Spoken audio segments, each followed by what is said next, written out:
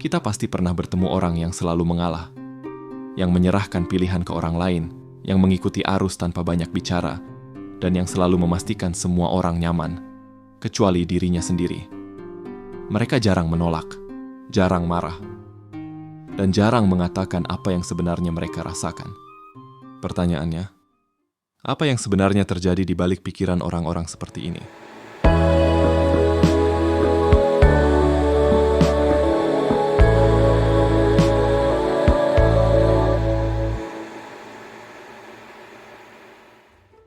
Orang yang gak enakan jarang muncul tanpa sebab. Sifat ini biasanya terbentuk pelan-pelan dari hal-hal kecil yang terus berulang dalam hidup mereka. Dari lingkungan yang membuat mereka merasa bahwa bersuara itu berisiko, berbeda pendapat itu berbahaya, dan menolak itu bisa merusak hubungan. Mereka belajar sejak awal bahwa menjaga perasaan orang lain itu lebih penting daripada jujur ke diri sendiri.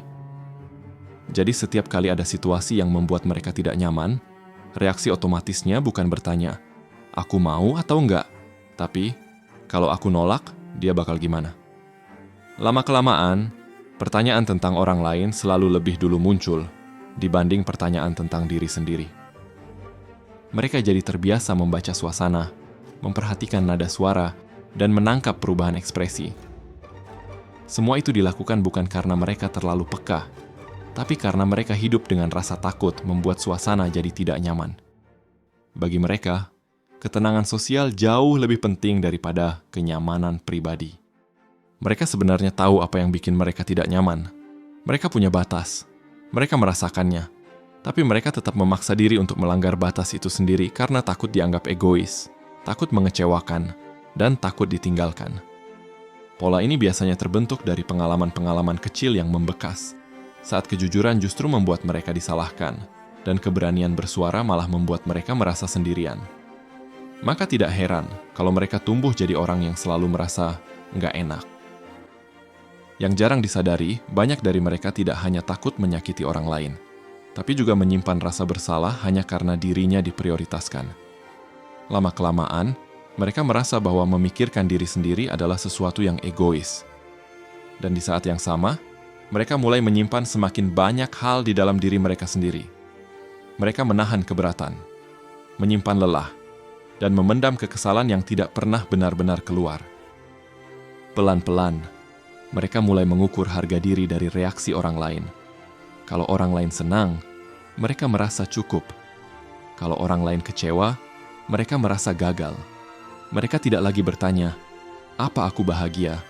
Tapi, "Apa mereka nyaman dengan aku?" Dari situ, hidup mereka bergerak, bukan dari keinginan, tapi dari ketakutan. Tanpa mereka sadari, sikap nggak enakan itu membuka pintu untuk banyak orang memanfaatkan mereka. Karena mereka terlihat selalu siap, selalu ada, dan selalu mengerti. Ketika pola ini berlangsung terlalu lama, mereka menjadi kelelahan secara emosional. Mereka kehilangan tenaga untuk marah, kehilangan ruang untuk sedih, dan akhirnya hanya menjalani hari tanpa benar-benar memproses apa yang mereka rasakan. Mereka masih tersenyum, masih bilang, "Nggak apa-apa." Tapi di dalam diri mereka, kehilangan kemampuan untuk mengenali apa yang sebenarnya mereka rasakan. Pada akhirnya, orang yang nggak enakan bukan orang yang lemah. Mereka bukan tidak punya pendirian.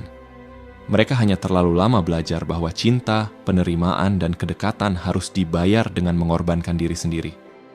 Mereka terbiasa hadir untuk semua orang, tapi jarang benar-benar hadir untuk diri sendiri. Dan pelan-pelan, mereka lupa bahwa mereka juga berhak capek, berhak menolak, berhak memilih diri sendiri tanpa merasa bersalah. Kalau kamu mengenali diri kamu di sini, satu hal penting untuk diingat. Memilih diri sendiri bukan berarti menyakiti orang lain, dan menjaga diri bukan berarti menjadi egois. Karena kamu juga layak diperlakukan dengan baik, termasuk oleh dirimu sendiri.